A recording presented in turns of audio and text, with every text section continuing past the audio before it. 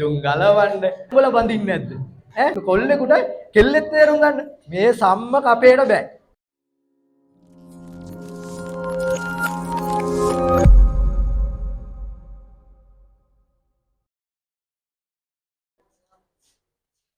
ඔයාලා ඉපදිච්ච ගමන් ඔයාලව දෙමාපියෝ කොට්ටාස දෙකකට බෙදනවා. කවුද? කොට්ටාස දෙකකට බෙදනවා. කවුද? කෙල්ලෝ කොල්ලෝ. හරිද? එතකොට ඔන්න කොට්ටාස දෙක. ඒක ඇතුළේදී කෙල්ලෝ කැඩෙනවා කොටස් බර ගානකට, කෙල්ලෝ කැඩෙනවා කොටස් බර ගානකට. එතකොට මම එතෙන්දී කියන්නේ ගෙදරදී කට්ටිය කියන්නේ අම්මලා කෙල්ලන්ට මොනවද කියන්නේ? කොල්ලන්ට මොනවද කියන්නේ? කෙල්ලන්ව කොහොමද කියන්නේ පරිස්සම් කරන්න? ඒ කියන්නේ ඒගොල්ලෝ සෙල්ලම් කරන්න දාන්නේ. ඒක කොහොමද? මේ කෙල්ලන්ව දානවා බෝනික්කෙක් දෙනවා කෙල්ලට. ඔන්න අම්මා ඉස්ලාම් ගෙනත් දෙන්නේ බෝනික්කා. බෝනික්කා ගෙනත් දීලා මොකද්ද කරන්නේ? බෝනික්කාව කියන්නේ දුවට කියනවා බෝනික්කාව නාවන්න, ඇඳුම් ගලවන්න, ඇඳුම් අයන් කරන්න, එතකොට කකුල් දෙකේ තියලා නලවන්න, දොයි බබෝ දොයි කියන්න. එතකොට ඕවා තමයි කෙල්ලට කියන්නේ. කොල්ලන්ට ගෙනත් දෙනවා බෝලයක්. බෝලයක් ගෙනත් දීලා උඩ එළියට දාලා මොකද්ද කරන්නේ? උඩ ඒක බෝලේ උඩ දාන්න කියනවා. බෝලේ මිරිකන්න කියනවා. ඕලේ අල්ලන්න කියනවා. ඕක තමයි කියන්නේ. ඒකත් එක්ක තමයි ලොකු වෙන්නේ. එතකොට ඊට පස්සේ යවලා නර්සරි එකට. නර්සරි එකේදී මොකද කරන්නේ? නර්සරි එකේදී ඔන්න පේලි දෙකක් හදනවා.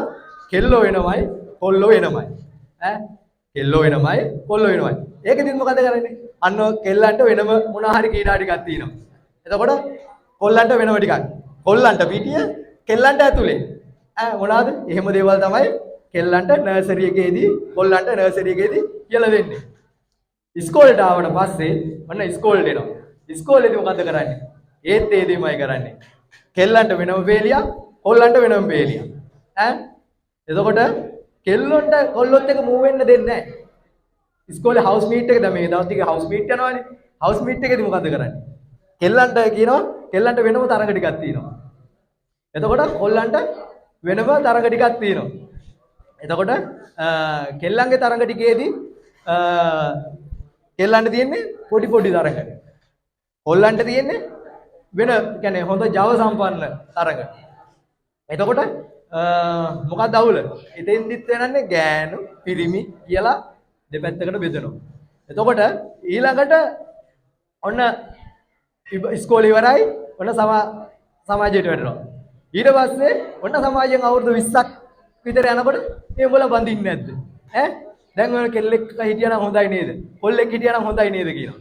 එතකොට මොකද්ද වෙන්නේ? අර පොඩි කාලේ ඉඳලා කෙල්ලොන්වයි කොල්ලොන්වයි වෙන වෙනම තියලා මුන් සමාජයට වැස්ස ගමන් කියනවා මේ උඹලා කසාද බඳින්නේ නැද්ද? උඹලා මේ කෙල්ලෙක් එක්ක මේව කරන්නේ නැද්ද? ලව් එකක් පටන් ගන්න නැද්ද? ඔන්න කතන්දර ටික කියනවා.